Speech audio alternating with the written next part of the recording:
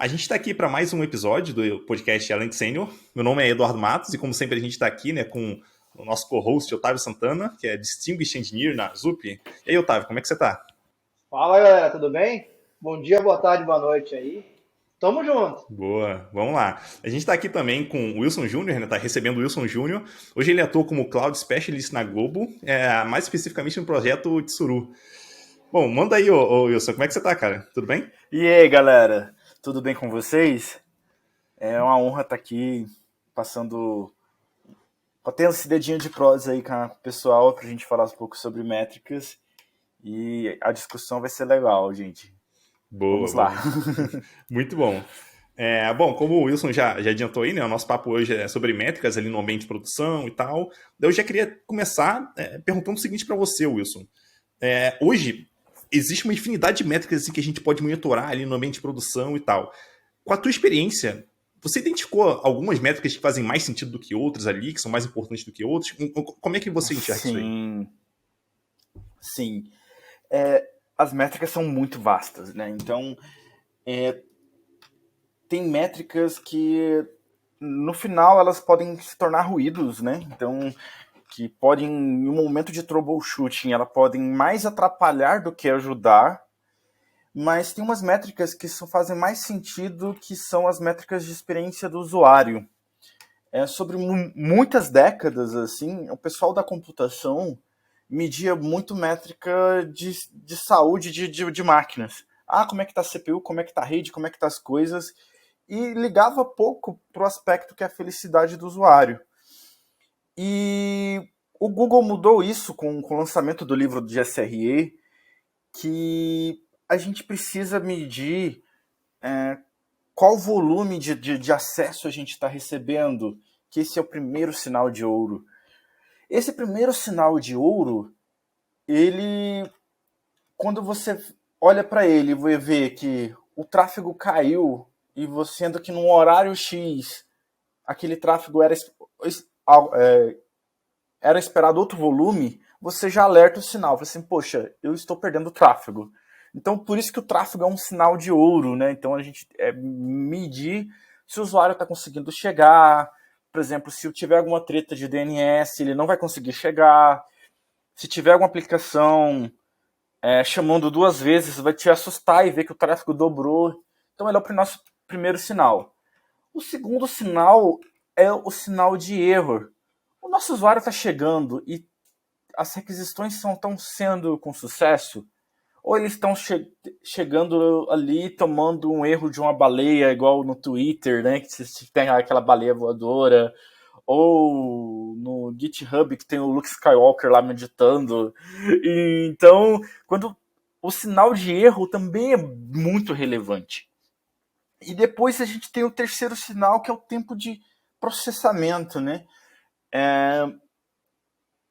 Nós, seres humanos, não gostamos de esperar as coisas, né? Então, quando você abre uma página, ela demora, ou você vai fazer vai realizar alguma compra e ela demora, você já troca de foco, vai fazer outra coisa, que às vezes acaba desistindo de fazer aquilo. Então, para o negócio, é ruim você ter os sistemas lentos, né? Então, acaba com a reputação da empresa e vai. Então, eu falei das três métricas ali de experiências do usuário, que são as principais hoje. Uhum. E, E também tem as métricas clássicas, que são as de saturação de sistema, CPU, memória, e aí são mais intrínsecas da computação em si, não do negócio. Não, isso é bem interessante, você falou, Wilson. Que tá ficando um pouco mais antigo, né? E a gente vê, né, que no começo a dificuldade era ter métricas. A gente começou, surgiu o Dora Metrics, surgiu lá todos esses passos. Finalmente se preocupou com o Sim, negócio. E agora nosso desafio se torna ser o contrário, né? Com a infinidade de opções, qual dessas infinidades são importantes? Qual delas começou a apitar, devo chamar a atenção? Isso lembra muito até sim, mesmo um avião, né? Porque a própria aviação foi evoluindo no momento que falou, opa, tem botões, qual desses aqui, se eu não prestar sim, atenção, o avião pode cair, sabe? sim. Foi bom você citar nesse aspecto também que o SRE também evoluiu. Antes você media essas métricas de felicidade, você media o serviço inteiro. Então imagina que você tenha lá uma API REST que tem 30 endpoints. Só que tem 10 desses endpoints que são vitais para o negócio. E aí a gente começa a dar peso nos endpoints que são mais valiosos e nos endpoints que podem ser ruídos. Então isso são chamadas jornadas, né? Então a gente acaba medindo as jornadas mais efetivas para o negócio. Até porque, assim, do meu ponto de vista, não faz muito... Talvez seja um pouco polêmico isso, mas enfim, acho que não faz muito sentido a gente olhar somente para o lado da tecnologia e deixar o cliente, sei lá, sofrendo por algum motivo. Então, vou dar um exemplo aqui. A gente olha lá para métricas básicas de, sei lá, processamento, CPU, por exemplo, e memória, consumo de memória. Pô, beleza, legal. Mas, cara, se o cliente na ponta estiver tendo alguma experiência ruim, a gente precisa estar sabendo disso de alguma forma. Então, talvez seja melhor fazer o caminho inverso de, cara, se o cliente estiver tendo problema, então criar uma métrica para isso, para saber se o cliente está tendo problema. E a partir disso, eu olhar para o sistema do que o contrário, pelo sistema, tentar identificar se o cliente está tendo problema. Isso. Cara, eu não importo se o sistema está 100% de CPU ou tá baixo. Eu quero o usuário feliz. Então, se o sistema conseguir lidar bem com 99% de CPU utilizada, ótimo. E o cliente não está sofrendo na ponta, ótimo. Uhum. Né? Então, Na prática, né, o que deve acontecer é, se a gente tem um consumo, ou o consumo de CPU está aumentando, ou de memória está aumentando, eventualmente a latência vai aumentar, enfim, a experiência do cliente vai piorando, a gente vai identificando na ponta, e a partir da ponta a gente volta. Então, eu acho isso bem interessante. E você mencionou ali, né, algumas métricas, aqui eu vou tentar lembrar de todos que você falou de tráfego, de erro ali, de latência, e essas 3 métricas fazem parte, se eu não me engano, de um grupo de 4 métricas ali, que são os 4 sinais, né, o 4 golden signals ali, né, do SRE e tal. Isso. Só faltou a última aí, mas aí já não tem tanto a ver com o usuário em si, que é de saturação, que eu não me engano, que é o quão cheio está o seu serviço ali naquele momento. Mas são 4 métricas ali, vamos dizer assim, super importante para quem trabalha com SRE no dia a dia, pelo menos segundo o Google, né? Traz ali, segundo o Google enxerga a tecnologia. A métrica de saturação, aqui pra gente na Globo, ela é bem interessante porque a gente usa bastante autoscale. Então, na medida que vai chegando o tráfego, a gente vai comprando mais VMs. E na medida que o tráfego vai baixando, a gente vai devolvendo VMs. Só que tudo tem um limite.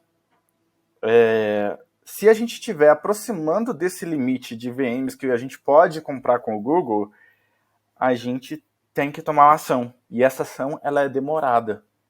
Então, a saturação ela tem esse aspecto também com os provedores de nuvem, né? Que você tem que medir ali sua cota de utilização, que elas não são infinitas. Então, imagine ali no meio da Copa do Mundo faltou servidor.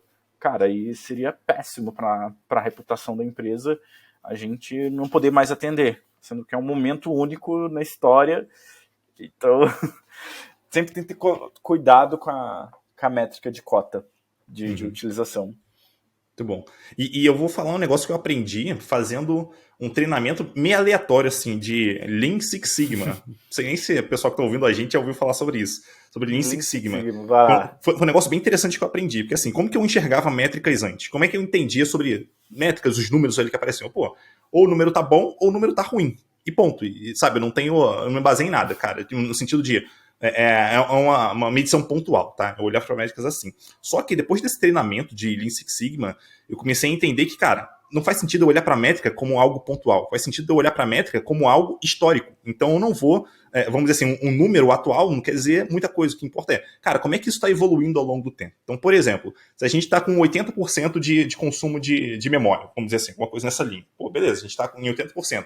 Mas, cara, isso ao longo do tempo vem aumentando ou vem diminuindo, ou vem estável, sabe? Porque se vem aumentando, pô, no futuro eu vou ter um problema, então talvez já seja o momento de eu atuar nisso aqui. Ou então, tipo, não, tá Sim. estável. Então, beleza. Pra mim, 80% tá ok e pra mim é o suficiente, sabe? Então, você entender o histórico ali, o que vem acontecendo, e quando você faz uma alteração, uma mudança ali, você olhar não só pro, baixou 20%, ou sei lá, alguma coisa dessa linha, tipo, não, peraí, baixou 20% dentro de quanto tempo, sabe? Será que a gente tem picos ali, ou vários, enfim, como é que está acontecendo ao longo do tempo? Então, tempo também é uma variável super importante quando a gente lida com métricas ali o tempo inteiro.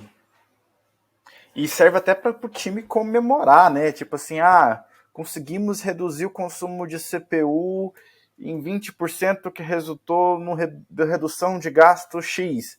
Pô, isso já é motivo ali pro time já fazer um happy hourzinho já para comemorar. Aí. Muito bom.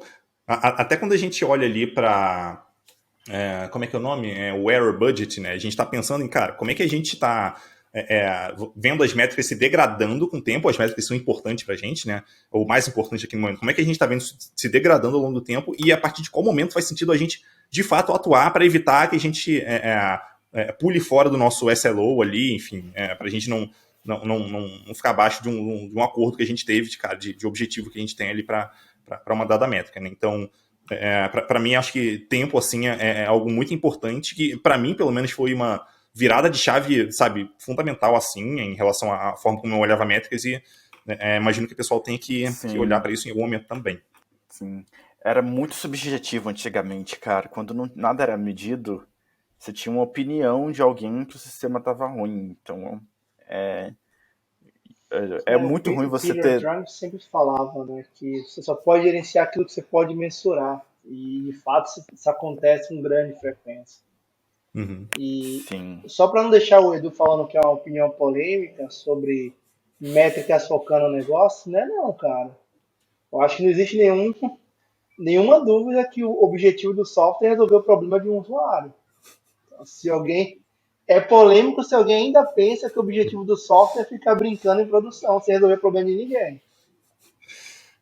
Boa, boa. Talvez seja uma mudança, assim, que vem acontecendo ao longo dos últimos anos, né? Essa virada de chave, eu acho que é bem interessante também, esse olhar muito mais para o negócio e para o usuário, e a tecnologia ela está como um suporte ali, cara, a gente precisa manter, tem algumas métricas de saúde da aplicação que a gente vai ter que olhar, mas primeiro a gente olha para a ponta ali.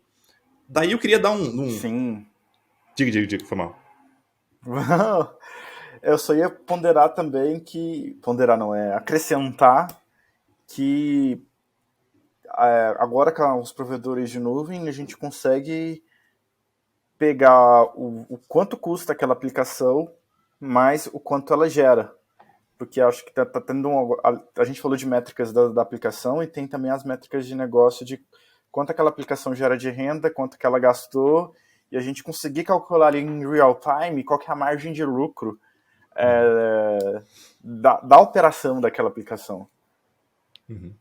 O que pode ajudar, inclusive, a fazer um negócio que talvez muitos engenheiros e muitos times tenham dificuldade, que vale a pena a gente refatorar ou é melhor a gente entregar uma nova funcionalidade? Se você tem uma noção do quanto aquilo está custando, ou do quanto você está perdendo de dinheiro com aquilo, é muito mais fácil tomar essa decisão, né? É uma decisão numérica agora, não é só de achismo, vamos dizer assim.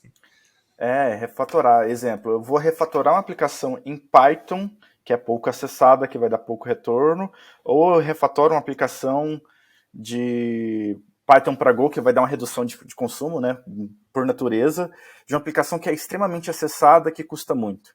Então aí a gente consegue extrair essas métricas. Exatamente. Daí eu queria até fazer uma pergunta aqui pro Otávio, do ponto de vista assim do código ali mesmo, né? Vamos dizer assim. Porque a gente falou até agora aqui de sistemas e tal, mas eu queria entender um pouco do ponto de vista nível um pouco mais baixo. Quais métricas de código você acha que fazem mais sentido ali a gente se aproximar, enfim, ficar de olho? Tipo, não em produção em si, porque em produção talvez a gente não consiga enxergar isso muito bem, talvez até no ambiente de desenvolvimento ali. Tipo, tem algumas métricas que fazem mais sentido para você, que você costuma olhar com mais frequência?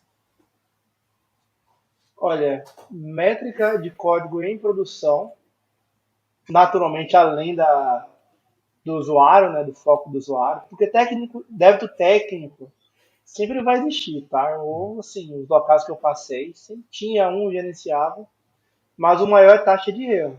Uhum. Tipo, taxa de erro significa que algum usuário está recebendo alguma mensagem que não deveria receber.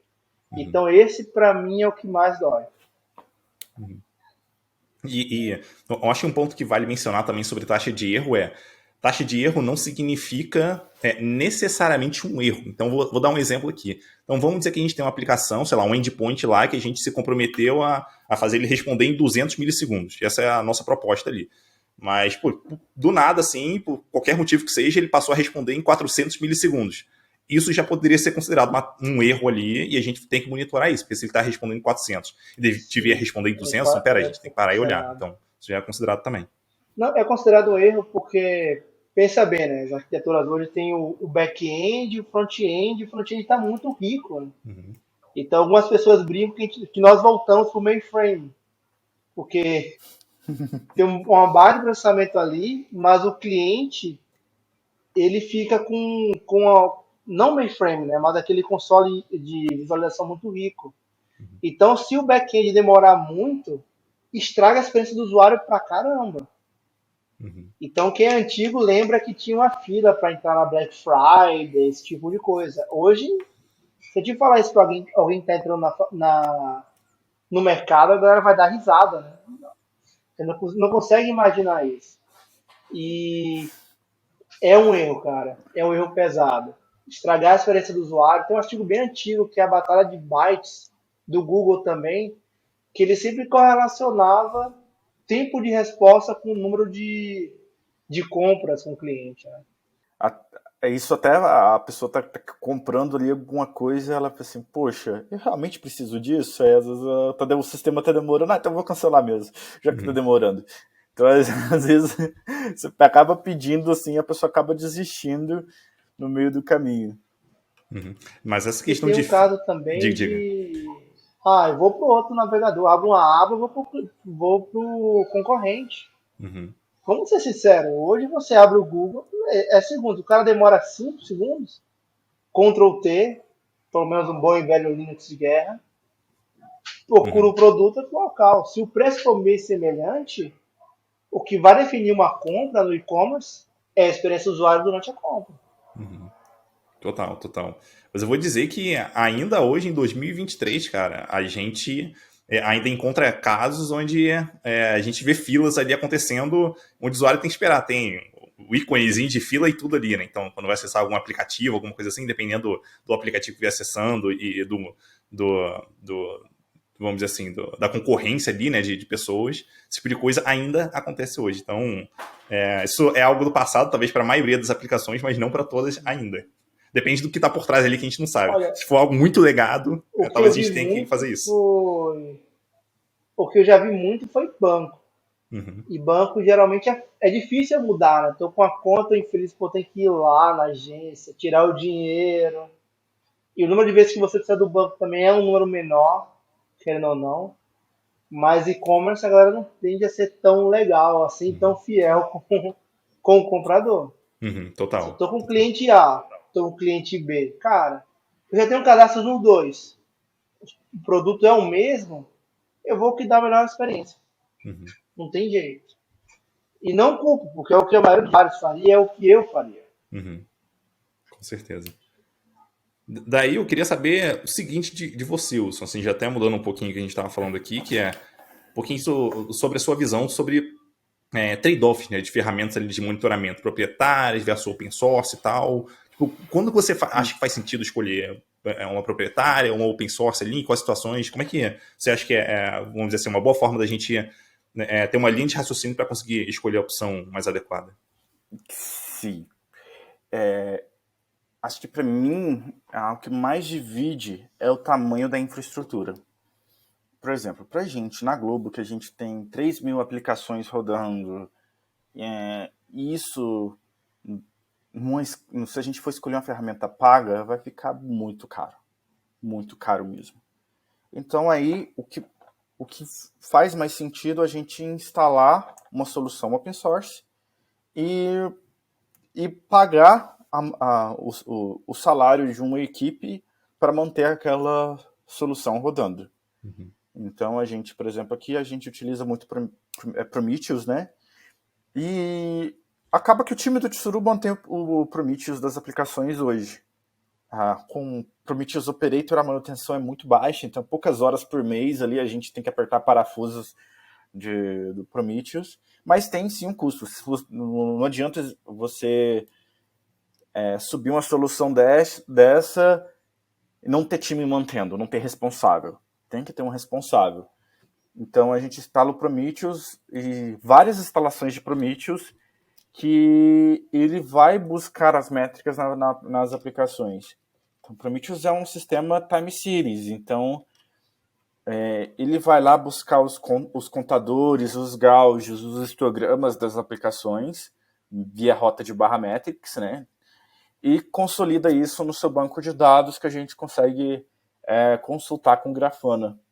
Uhum. Então essa é a solução mais comum dentro da Globo e que faz mais sentido para o nosso caso. Agora, se eu fosse assim, eu sou uma startup pequena, que tem, sei lá, uma ou duas aplicações só, eu olharia um serviço gerenciado. Uhum. Que as nuvens têm também um serviço gerenciado, tem o New Relic também, que também é muito bom para quando você tem poucas aplicações. E aí fica na decisão se você tem equipe para pagar, se você tem o tamanho das suas aplicações. E é dinheiro também, né? De fato, quando cresce muito é difícil. Eu sou um fã de graça do New Relic. Só que à medida que o número de aplicações vai crescendo, a conta vai subindo. Vai Só que subindo. uma coisa que eu defendo até de ferramentas pagas, seja open source ou não, é o foco da sua empresa, da organização. Porque, Sim. querendo ou não, é um ecossistema, né? Você decide trazer essa tecnologia para dentro, não é só o time de desenvolvimento, é o time de produto, é fazer essa ligação. Você vai ter que reclamar em casa, esse tipo de coisa. Manter pessoas, contratar Sim. pessoas qualificadas. Então, existem vários pontos que vai. E nós estamos vendo que o recurso mais caro, e isso tende a ficar ainda pior no sentido corporativo, é a pessoa qualificada. O indivíduo qualificado é o recurso mais caro da organização. E a vantagem para no New Relic... Opa, pode falar, perdão. Eu ia só complementar o capital intelectual, né? Isso, capital intelectual. Então, o New Relic, ele acaba ficando mais caro, só que algumas organizações, mais caro que o New Relic é achar gente boa, qualificada e pronto para fazer um material nesse sentido. Não, eu acho que isso é bem interessante, sim, né? Porque você vê como que a decisão, ela naturalmente, ao longo do tempo, ela precisa se tornando mais estratégica. Então, às vezes a gente até olha para, sei lá, um time ali, um engenheiro, talvez, pô, não, eu quero, sei lá, usar essa tecnologia aqui, open source, tal, é de graça, vamos usar. Mas, beleza, mas e o custo que a gente vai ter para operar isso aqui? Será que seria melhor usar alguma ferramenta que já está disponível na nuvem que a gente usa, que seria melhor ali, não sei, talvez ela não seja tão boa assim, mas, cara, é só vamos dizer assim, o custo que a gente não teria de ter que dar manutenção naquilo vai ser tão grande que talvez valha a pena. Então, não é só a qualidade da ferramenta em si, mas também o custo que a gente tem, seja o custo de pessoas ou o custo da ferramenta também, porque a gente pode estar numa empresa que é gigante, cara, que não tem condições de a gente pagar, acaba se tornando impeditivo, né?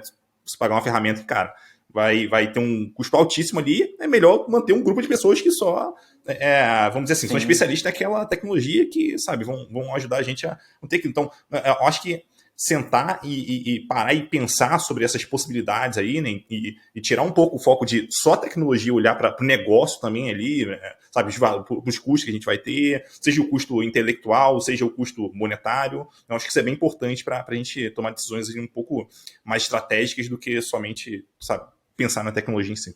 É um baita desafio, cara. É uns cálculos bem fortes.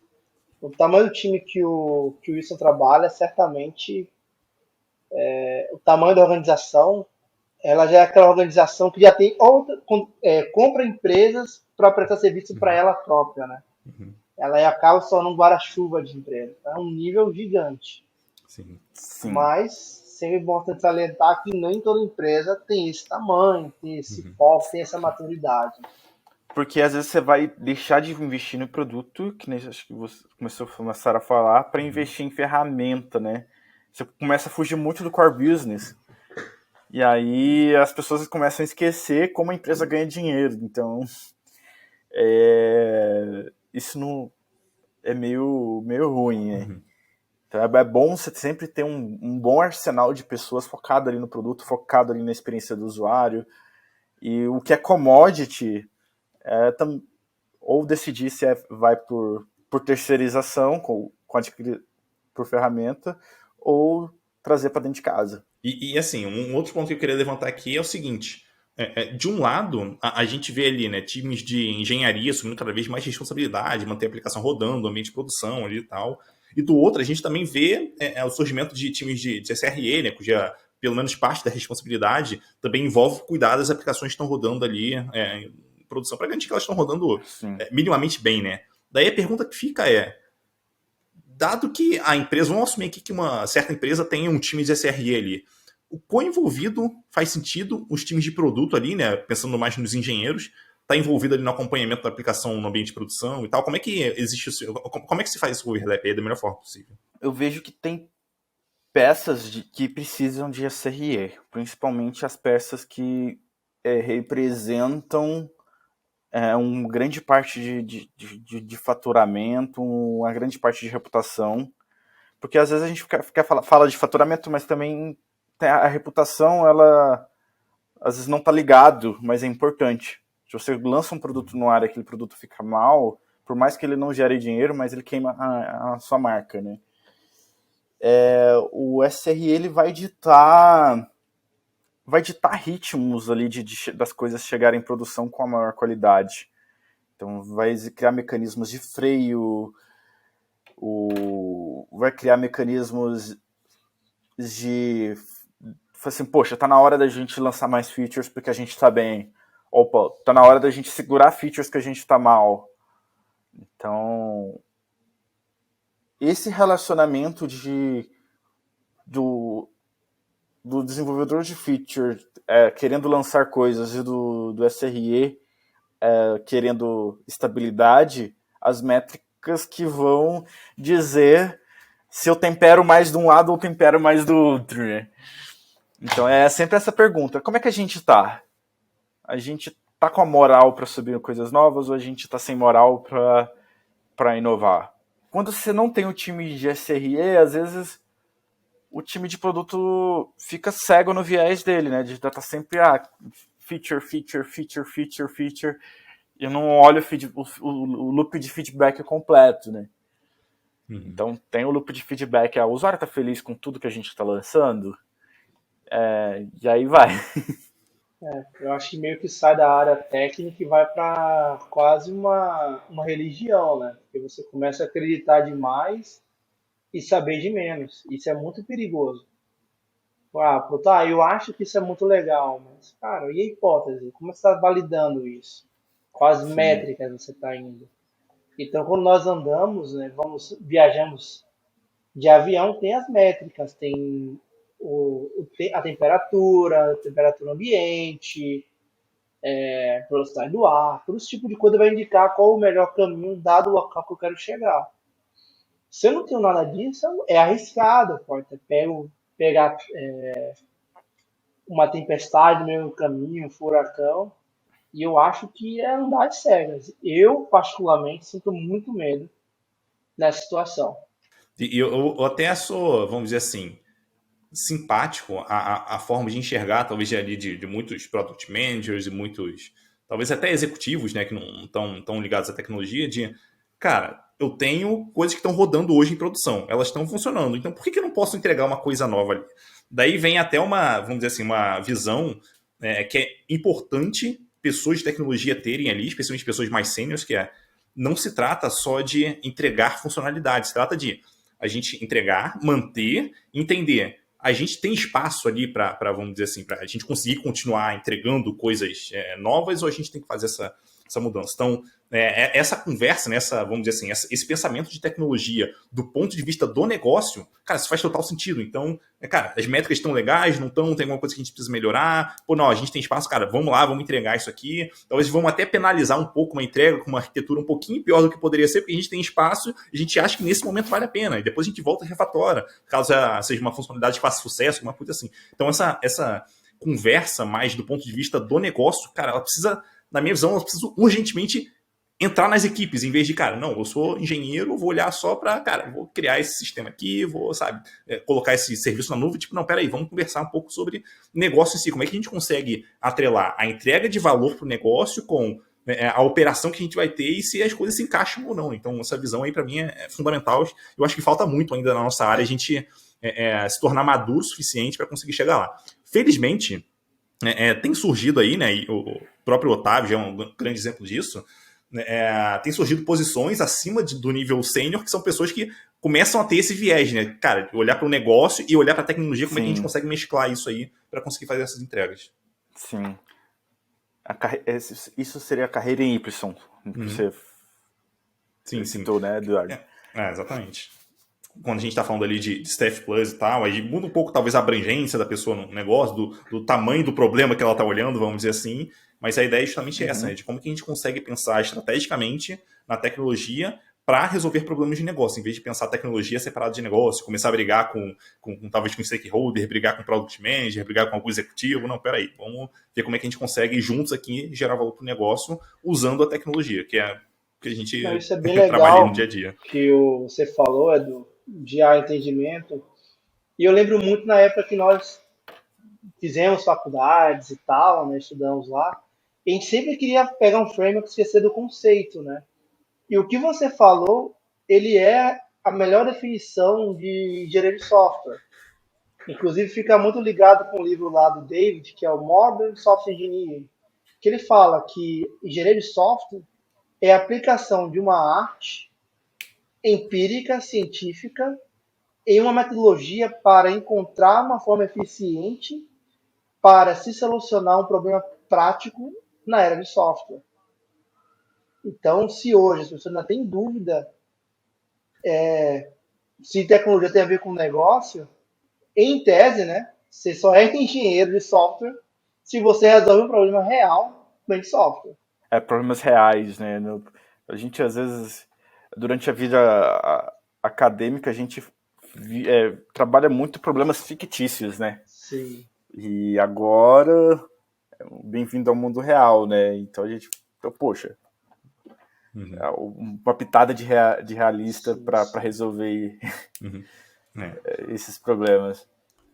E eu vou falar até um negócio que talvez seja, acho que um pouco mais polêmico do que eu falei anteriormente, apesar do Otávio ter discordado que aquilo que eu falei era polêmico, que é o seguinte, de vez em quando eu vejo algumas pessoas falando que meio que tentando fazer uma analogia, né, de desenvolvimento de software com artesanato, alguma coisa assim, pô, você tem muito cuidado, fazer tudo muito bonitinho, muito perfeito ali e tal. E eu entendo essa analogia e, em parte, concordo com ela. Eu não concordo integralmente porque, no fim das contas, eventualmente pode ser que a gente decida tomar uma decisão ali que, em tese, do ponto de vista da engenharia puramente, ou da programação, ela não seja uma escolha da mais acertada, mas do ponto de vista do negócio, para aquele momento pode ser. Acho que até quando a gente volta para o conceito de débito técnico ou de dívida técnica, a gente pensa em, cara, eu intencionalmente estou adquirindo essa dívida técnica partindo do princípio que eu vou testar talvez isso em produção, ou nesse momento a gente precisa muito entregar isso, mesmo que não seja da melhor forma possível, porque, cara, o contexto está pedindo para a gente fazer isso. Em outros casos, não, a gente vai decidir fazer da forma mais bonitinha possível, da melhor forma possível. Então é importante entender o contexto antes de considerar que, cara, não, tem tudo ser perfeito, tudo tem que ter teste automatizado, tudo tem que ser feito com a melhor arquitetura possível, com os melhores, com a melhor linguagem de programação possível. Eu acho que o contexto ali, ele conta uma história que, vamos dizer assim, ele traz a realidade pra gente, cara, não, a gente precisa tomar uma decisão que faça sentido nesse momento. O que não significa aqui que eu tô falando que a gente não deva seguir, vamos dizer assim, as boas práticas de desenvolvimento de software e tal. Eu acho que sim, mas a gente deve levar em consideração também o contexto quando a gente está tomando uma decisão ali. Eu acho que não é polêmico também, não, cara. Contexto importante. Nós temos que se esforçar um pouco mais para ser polêmico. Tem um livro muito legal que é vou conseguir, em algum momento consigo. Que ele fala de duas leis de arquitetura de software. O primeiro é o porquê é muito mais importante que o como. Que é o que você falou, cara, às vezes você abrir mão de alguma coisa que eu acho perfeito, além da segunda regra da arquitetura, em prol do negócio. Às vezes faz sentido, é um porquê. eu abro mão de uma coisa e coloco outra. A segunda regra é a que faz todo mundo chorar, que é toda decisão técnica e também com base na arquitetura tem trade-off. Ou seja, não existe solução perfeita, não existe bala de prata. Vamos Não lá, né? Tem existe. mais 15 minutos, Edu. Você pode ainda causar Tá- polêmica tá- aí. tá- Aham. Talvez o problema, eu acho que eu até entendo em parte isso, pelo seguinte, talvez o problema é que a gente vê tantas mais práticas sendo usadas, que se algumas boas práticas fossem usadas e melhorar tanto o desenvolvimento em algumas empresas, talvez em algumas equipes, que as pessoas advogam por não, vamos usar isso aqui, sabe? Vamos fazer isso, vamos fazer mais. Eu, super concordo. O problema é só fazer de um jeito ou só fazer de outro jeito. Então, ou você só olhar para, não, tecnologia tem que ser perfeita e tal, tudo muito bem feitinho, ou só pro lado do negócio. Cara, não, a gente tem que entregar um atrás do outro que se dane tecnologia e a gente vê isso aqui no futuro, enfim, quem tiver aqui no futuro. Então, Você fez uma entrevista com o Alemão, inclusive, muito legal. Ele explica a definição de sênior na visão dele, que é bem interessante. Que o pleno sabe fazer as coisas, tem a noção das boas práticas, e o sênior sabe quando não usar essas então boas práticas, né? Na organização agora, todo mundo fala muito de modelo hexagonal, arquitetura limpa, e virou moda aquilo. Mas a pergunta que eu sempre faço é, caramba, será que você precisa de todas essas camadas para todos os negócios? Às vezes eu quero testar uma simples hipótese, que ele vai receber informação e fazer um Hellis Crude e uma validação no meio. Será que eu preciso de 300 camadas? Será que aquele clássico MVP não é a melhor coisa para testar a minha hipótese? Pode não ser a melhor prática do mundo, mas é que funciona, é o fair enough.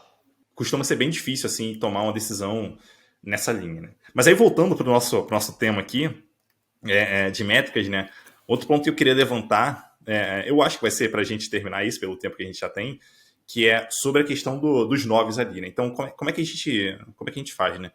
Então, normalmente a gente tem que se comprometer, quando a gente fala de SRE e tal, a gente tem que se comprometer com alguns noves ali de disponibilidade no ambiente de produção, né? Em tese, se a gente olhasse do ponto de vista, vamos dizer assim, de uma pessoa que não entende muito tecnologia, ela vai pensar, não, tem que estar disponível 100% do tempo, pode cair nunca, obviamente. Só que quem trabalha em tecnologia sabe, cara, em algum momento vai dar problema. Então a gente começa a trabalhar ali com alguns novos de confiabilidade. A pergunta é, como que a gente faz para decidir quantos novos faz sentido para a aplicação que a gente está rodando? Porque quanto mais novos ali a gente adicionar, né, mais, vamos dizer assim, mais esforço a gente vai ter que colocar para conseguir garantir aquela disponibilidade. Então, como é que a gente faz ali para decidir o que faz sentido de disponibilidade para a gente? Para a empresa sempre quanto mais novos melhor, né? Mas tem o trade-off disso que é custo. A tecnologia ela consegue garantir, se eu não me engano, 2 noves ou 1 nove. E depois, para você conseguir mais noves, já tem a questão cultural. Porque, exemplo, você está tendo um incidente agora. O incidente rolou.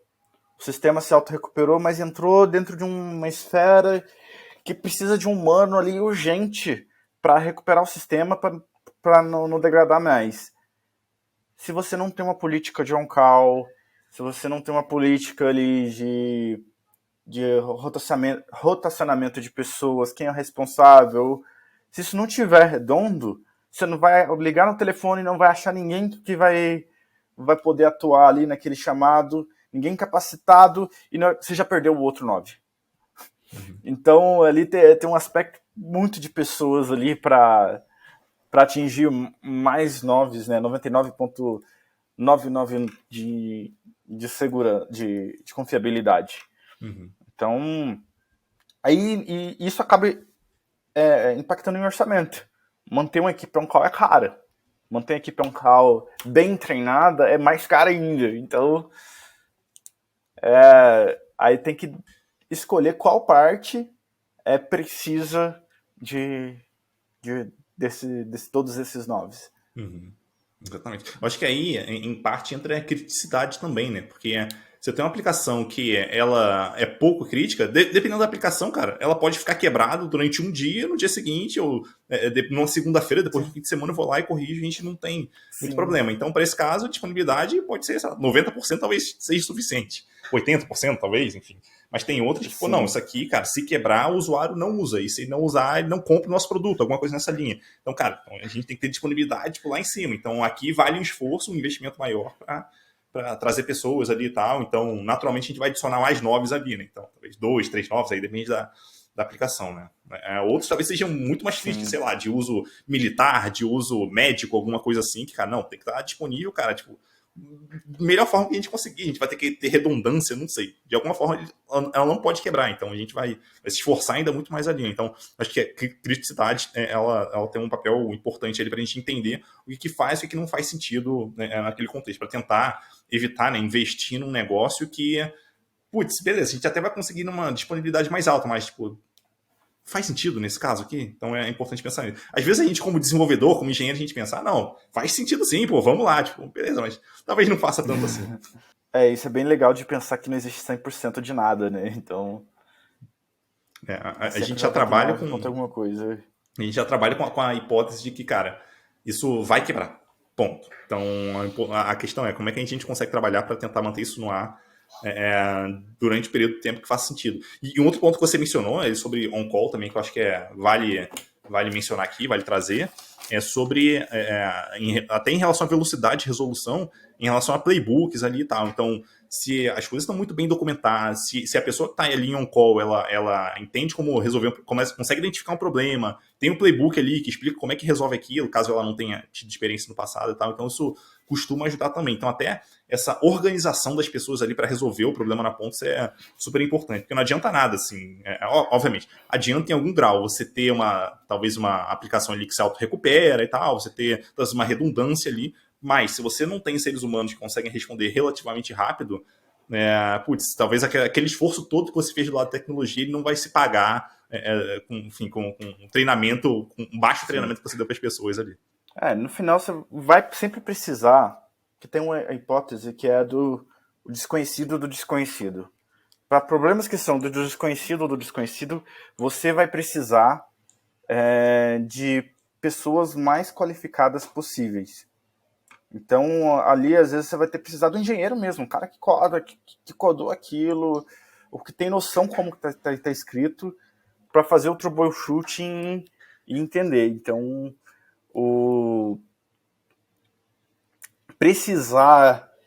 você precisa ter um on-call também da galera de engenharia, também da galera de suporte, né? Tem que ter todos os níveis. Tem que estar disponíveis no caso de um incidente. Muito bom. E aí eu queria saber de você, Otávio, assim, como um distinguished engineer, tipo, até que ponto você está próximo ou está distante disso aí? Como é que você enxerga para essa Olha, questão? é um dos maiores desafios da área, né? Porque até o meu cargo agora, não tem muita literatura sobre isso. Nós falamos pouco sobre isso.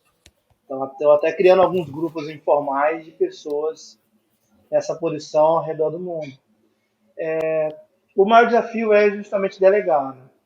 Pelo menos para mim cara, eu estou na área técnica, só que eu não posso ser responsável por toda a arquitetura de 3, 5, 10, 15, 20 mil pessoas o tempo todo. Até porque o recurso é limitado no tempo. Então, o que eu faço, no meu caso, é ter times responsáveis por aplicações de arquiteturas. Então, o staff ele é responsável por, pelo menos ali, o microsistema ou um sistema, um principal, um produto e o staff, toda a organização. E temos os nossos war rooms. Aí, no geral, eu gero um war room, a gente vai lá e eu participo e estamos juntos.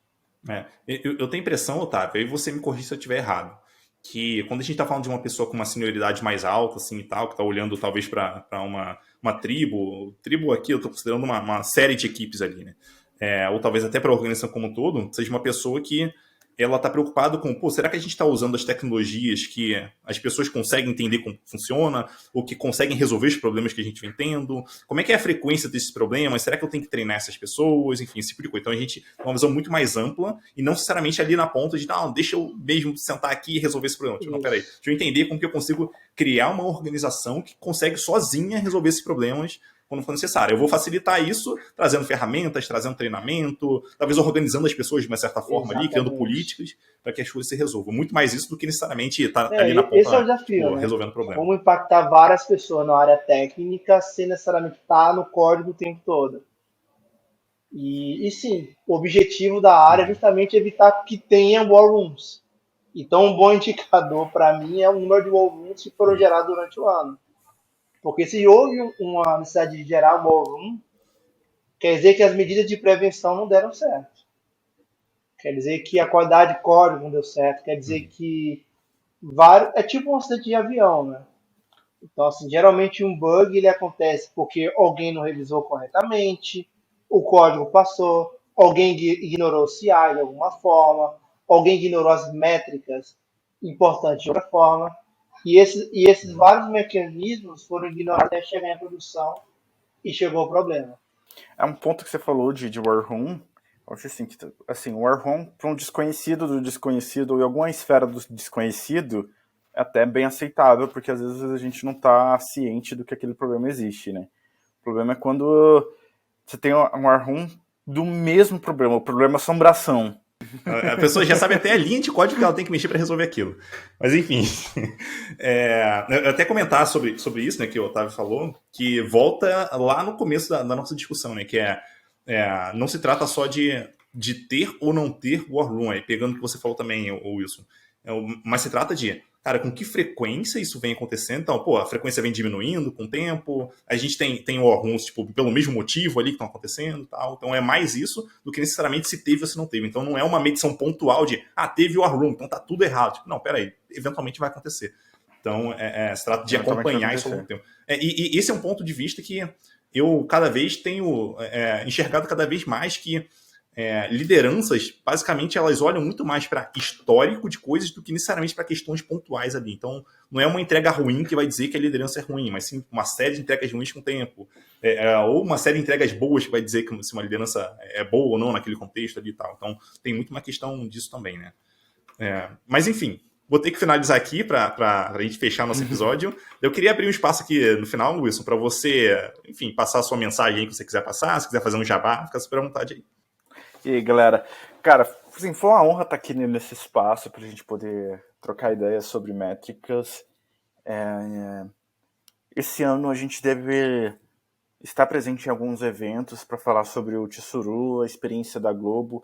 A Globo acabou passando uma digital migration recente, né, saindo do on-premise para nuvem.